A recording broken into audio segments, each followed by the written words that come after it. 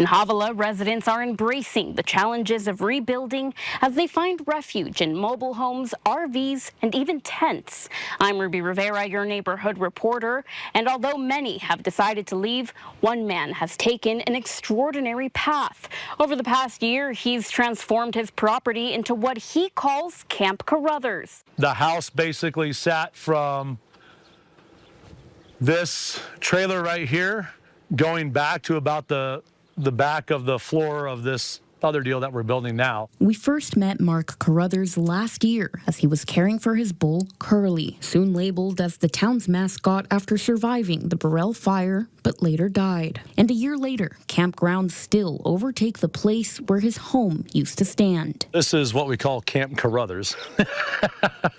The makeshift camp consists of trailers, tents, and clotheslines, which Carruthers and his family hoped would be a short-term solution. However, it has become anything but that. When the fire broke out, Carruthers tells me he, along with his neighbors, never imagined it would spread into the area, the family only packing enough for 3 to 4 days. We bought this place in 2006, and so we had been here for 18 years, raised our kids in this house and everything else, and that was gone. Returning to the site after the lifted evacuation orders, surviving structures included their chicken coop, their pool, and charred brick walls of a place that used to be home. A place that Carruthers says he was determined to bring back to life. Fire was July 26th. To give you an example, cleanup happened on this particular property in December. The family had been staying at a friend's home in Lake Isabella as they waited and waited until they were allowed back in. Grateful to be back on their property, the goal was to immediately start gathering supplies to build their home. However, Carruthers tells me the camp exists because they're still working on getting their rebuilding permits, and they say the delay in receiving them have set them back months. So far, they've only been able to restore the well and some electricity. And with the months going by and still living out of trailers and tents, Carruthers has added a new step into his plans. What we're building right here is a temporary